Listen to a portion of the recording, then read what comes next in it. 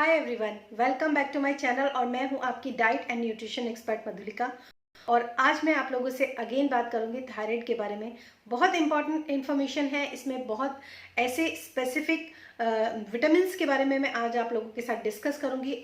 अगर विटामिन आपकी बॉडी के अंदर नहीं है या आप उन विटामिन में डेफिशिएंट है तो आपकी बॉडी थायराइड हार्मोन को बना नहीं सकती है।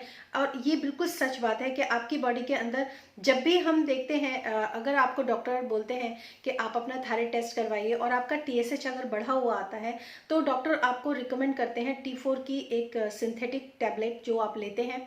लेकिन आप में से बहुत सारे लोग ये नहीं जानते, ये सिर्फ एक सेकेंडरी सिम्टम है कि आपका TSH हाई है। TSH हाई क्यों है, उसका प्राइमरी सिम्टम क्या है, उसका प्राइमरी रूट कॉज क्या है, किस वजह से आपका TSH हाई है, इसके बारे में इंडिया के अंदर कोई बात नहीं करता। करते हैं हम उन थायराइड के पेशेंट्स के अंदर उस रूट कॉज को निकालते हैं कि क्या रूट कॉज है थायराइड पेशेंट का, किसकी वजह से उसका TSH हाई है।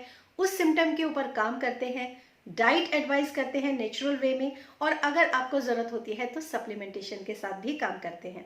राइट तो ये तरीका होता है आपके थायराइड को रिवर्स करने का। और मैं जो काम करती हूँ एज अ फंक्शनल डॉक्टर, मैं थायराइड के पेशेंट्स को ट्रीट करती हूँ जिनका ट्राइग्लिसराइड बढ़ा हुआ है या फिर वेट लॉस उनको करना है, उनके साथ भी मैं इजीली इसी वजह से वर्क कर पाती हूँ। क्योंकि वेट गेन होना अगेन एक सिम्टम है कि या तो थायराइड का इशू है या फिर आपका मेटाबॉलिज्म स्लो है। ऐसे बहुत सारे सिम्टम्स होते हैं जिसकी वजह से भी वेट गेन होता है।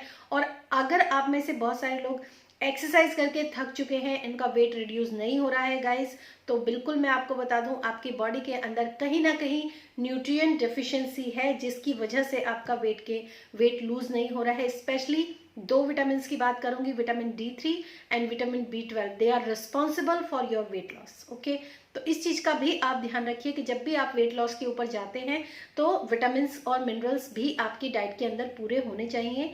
रिक्वायरमेंट होती है समटाइम्स, अगर कि प्रोटीन ही प्रोटीन आप लेते हो ये सोचकर, जैसे जिम ट्रेनर वगैरह होते हैं सोचते हैं कि अगर प्रोटीन रिच डाइट दे देते हैं इनको या प्रोटीन शेक दे देते हैं इनको, उसके साथ इनका जो है वेट लॉस होगा।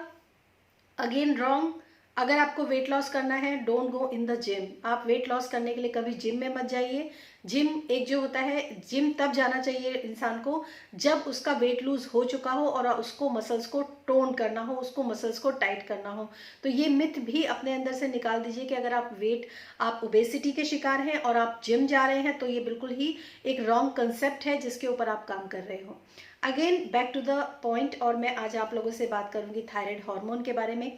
देखिए, मैंने बहुत सारे प्रीवियस वीडियोस बनाए हैं जिसमें कि मैंने आप लोगों को बताया है कि थायराइड का होने का जो इसका रूट कॉज होता है वो बहुत सारे होते हैं, और अलग अलग जो रूट कॉजेज हैं उनके ऊपर मैंने कई वीडियोस बनाए हैं ताकि हर तरीके से आप इस चीज़ को समझ सकें।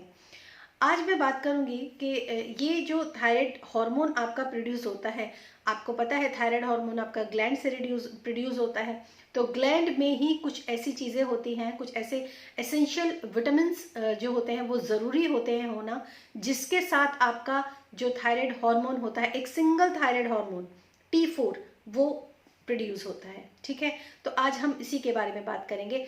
सबसे पहला जो विटामिन होता है, जो इम्पोर्टेंट विटामिन होता है, जिसको हम थायराइड हार्मोन की बैकबोन बोलते हैं, वो होता है टायरोसिन। टायरोसिन एक प्रोटीन है, एक अमीनो एसिड है, जिसके जो कि अगर मैं टायरोसिन के एक कंपाउंड की बात करूं तो जब वो एक सिंगल टायरोसिन जो होता है, जो बैकबोन होता है, वो 4 आयोडीन के कंपाउंड्स के साथ कनेक्ट होता है, तब आपका एक थायराइड हार्मोन बनने की तैयारी जो होती है वो स्टार्ट होती है। तो इस चीज का आप बिल्कुल ध्यान रखिए कि जब अगर आपकी बॉडी के अंदर टायरोसिन प्रोटीन की कमी है तो आपकी बॉडी हार्मोन प्रोड्यूस नहीं कर सकती है। ये बेसिक, ये यूनिट है, इसको आप बिल्कुल समझिए। और ऐसा नहीं है कि आपको टायरोसिन लेने के लिए किसी मेडिसिन को लेना पड़ेगा या फिर कोई सप्लीमेंट लेना पड़ेगा, ऐसा नहीं है। अगर आप सपोज जैसे मैं लोगों के साथ काम करती हूँ तो मैं उनको बोलती हूँ प्लीज़ आप अपनी ब्लड टेस्ट की रिपोर्ट दीजिए, तो अगर उनकी ब्लड टेस्ट की रिपोर्ट में अगर उनका जो LFT है या KFT है, जिससे लिवर फंक्शन टेस्ट होता है या फिर किडनी फंक्शन टेस्ट होता है या और भी टेस्ट होते हैं, ट्राइग्लिसराइड वगैरह बहुत सारे ऐसे टेस्ट होते हैं, विटामिन और मिनरल्स के भी टेस्ट होते हैं, अगर वो टेस्ट ओके होते हैं आपके, तो मैं आपको ये कह सकती हूँ कि something is going wrong in your gland, आपके ग्लैंड में कोई प्रॉब्लम हो सकता है। तो इसी तरीके से मैं ट्रीटमेंट भी करती हूँ। तो उसमें क्या है, आपका जो ग्लैंड होता है उसके अंदर इस प्रोटीन की डिफिशियंसी है। अगर आपको थायराइड ग्लैंड से आपका जो थायराइड हार्मोन है वो प्रोड्यूस नहीं हो रहा है। दूसरी चीज जो होती है वो होता है कि जो आपका टायरोसिन होता है वो थायरोग्लोबुलिन को भी के उसके लिए भी ये रिस्पॉन्सिबल होता है, उसकी भी रिक्वायरमेंट होती है टायरोसिन की। और जो थायरोग्लोबुलिन होता है वो जो आपके टायरोसिन के जो कंपाउंड्स होते हैं, जैसे टायरोसिन का एक कंपाउंड, एक टायरोसिन का कंपाउंड, उसको जब स्मैश करते हैं उसके लिए ज़रूरत होती है थायरोग्लोबुलिन की, और उस थायरोग्लोबुलिन के लिए भी टायरोसिन की ही ज़रूरत होती है। तो tyrosine is very much important for your thyroid hormone. इसके अलावा आयोडीन, नेक्स्ट आयोडीन डेफिशिएंसी। अगर आपकी बॉडी के अंदर आयोडीन डेफिशिएंसी है तब भी आपकी बॉडी जो है थायराइड हार्मोन प्रोड्यूस नहीं कर सकती, क्योंकि एक टायरोसिन के एटम के साथ आप कंपाउंड के साथ आपको 4 आयोडीन के जो कंपाउंड्स होते हैं वो जब इकट्ठे होते हैं उसके बाद ही आपका जो थायराइड हार्मोन होता है वो प्रोड्यूस होता है, राइट। अब ये 2 विटामिन के बारे में तो मैंने आपसे बात करी। जो थर्ड विटामिन है उसका नाम है आयरन। आयरन बहुत इंपॉर्टेंट है, जिसको थायराइड पेशेंट्स के साथ अक्सर कई बार लोग इग्नोर करते हैं।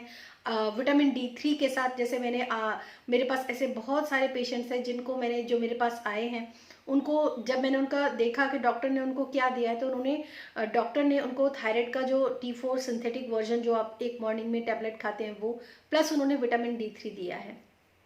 सो विटामिन D3 जितना ज़रूरी है आपके थायराइड हार्मोन के लिए, आपका जो आयरन है वो भी सही होना चाहिए। इसलिए जो आयरन प्रोफाइल होता है वो भी बहुत इंपॉर्टेंट होता है आपके थायराइड के फंक्शन के लिए, जिसमें 2 चीज़ें मैं आपको बोलूँगी। अगर आपका आयरन प्रोफाइल, अगर आपका फेरिटिन, आपका आयरन लेवल दोनों ही लो हैं तो आपके हेयर फॉल बहुत ज़्यादा हो रहा होगा। या फिर अगर मैं बात करूँ हेल्दी फैट्स आपकी बॉडी के अंदर नहीं है, आपको ऑटो इम्यून है, तब भी आपका बहुत ज़्यादा हेयर फॉल हो रहा होगा। तो अगर आपकी बॉडी के अंदर आयरन लेवल लो है, आयरन लेवल की ज़रूरत कब पड़ती है? आयरन लेवल जो होता है वो उसकी रिक्वायरमेंट होती है एक प्रोटीन बनाने के लिए, जिसको हम बोलते हैं थायराइड पेरोक्सिडेज। इस प्रोटीन को बनाने के लिए आयरन की ज़रूरत होती है। और जब एक थायरोग्लोबुलिन और एक थायराइड पेरोक्सिडेज जब कंबाइंड होता है, उसके बाद बनता है आपका एक थायराइड हार्मोन, जिसको हम बोलते हैं T4, जो T में कन्वर्ट होता है। उसके बाद आपकी बॉडी के अंदर सारा प्रोसीजर जो होता है वो स्टार्ट होता है। तो ये सारी चीज़ें होती हैं, राइट। अब अगर मैं आयरन की बात करती हूँ ना गाइस, तो आपको जान के बिल्कुल हैरानी होगी कि आयरन जो होता है, अगर आपका आयरन लेवल लो है तो आपका थायराइड फंक्शन जो है वो स्लो हो जाएगा, यानी कि आप हाइपोथायराइड के पेशेंट होंगे। और अगर आपका हाइपोथायराइड के पेशेंट है तो आपकी बॉडी के अंदर आयरन का एब्जॉर्प्शन भी कम हो जाता है। ये दोनों वाइस वर्सा काम करते हैं। तो अगर आपकी बॉडी के अंदर आपको हाइपोथायराइड है, आपका थायराइड फंक्शन स्लो है, ग्लैंड स्लो है अगर आपका, तो बिल्कुल चाहिए कि आपका जो आयरन प्रोफाइल है वो आपको क्या कह रहा है, उसके अंदर फेरिटिन क्या है, उसके अंदर आयरन लेवल क्या है, वो हम सब चेक करते हैं यहाँ पर। तो वहाँ पर भी अगर आप काम करते हैं तो ये सब चीज़ें जो होती हैं, थायराइड फिक्स करना कोई बहुत बड़ी चीज़ नहीं होती है गाइस। थायराइड फिक्स करना it's not a big deal. लेकिन यहाँ पर इंडिया में जो डॉक्टर्स होते हैं वो यही कहते हैं कि अगर आपको थायराइड हो तो आपको ज़िंदगी भर ये मेडिसिन खानी पड़ेगी। वो कभी बात नहीं करते हैं कि आपका बॉडी का न्यूट्रिशन कम है या फिर आपको कोई और इशू भी हो सकता है आपका लिवर T4 से T3 में कन्वर्ट ना कर रहा हो, इस वजह से आपका थायराइड जो है वो TSH जो है वो हाई है। वट जो भी है, इतनी अवेयरनेस आपको होनी चाहिए कि आपको जो थायराइड का इशू है वो उसके पीछे का रूट कॉज क्या है, ताकि आप उसके ऊपर काम कर सकें। तो आई होप आपको आज का ये वीडियो जो है वो हेल्पफुल लगा होगा। टायरोसिन जो होता है वो आपको, अगर मैं नॉन वेजिटेरियन आइटम की बात करूँ तो वो मीट में, फिश की बहुत सारी वैरायटी होती है जिनके अंदर टायरोसिन पाया जाता है, एग के अंदर पाया जाता है। और अगर आप वेजिटेरियन हैं तो आपको ड्राई फ्रूट्स के अंदर सोक करके अगर आप उसको खाते हैं तो आपको उन ड्राई फ्रूट्स के अंदर टायरोसिन भी मिलता है। उसके अलावा अगर आप दालें खाते हो तो उसके अंदर आयोडीन भी होता है, उसके अंदर टायरोसिन भी होता है। तो इस तरीके से जब भी आप अपनी कोई प्लेट लगाते हैं ना गाइस, तो स्पेशली अगर मैं थायराइड पेशेंट की बात करूँ तो उसके अंदर प्रोटीन भी, आपका जो प्रोटीन होना चाहिए वो लीन प्रोटीन की तरफ आप जितना जाएंगे उतना अच्छा है, अगर आपका स्टमक उस लीन प्रोटीन को डाइजेस्ट कर सकता है। कार्ब्स जो होना चाहिए वो हमेशा कॉम्प्लेक्स कार्ब होना चाहिए, कभी भी खाली जो लीन कार्ब नहीं लेना चाहिए।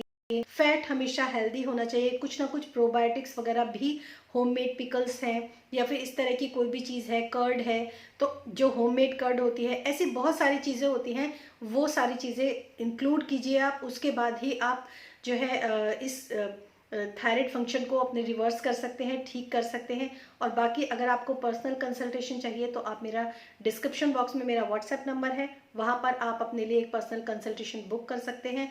बट आपको जैसे ही टाइम मिलेगा आप तक रिप्लाई आ जाएगा, लेकिन आप वहाँ पर कॉल करेंगे तो वो कॉल नहीं उठेगा। ठीक है guys, thank you so much and thanks for watching this video. और थैंक यू सो मच, आप लोग मेरी ये इन्फॉर्मेशन को पसंद करते हैं। आपके लाइक्स से मुझे पता चलता है कि आप मेरी इन्फॉर्मेशन को पसंद कर रहे हैं। Thank you so much, thank you.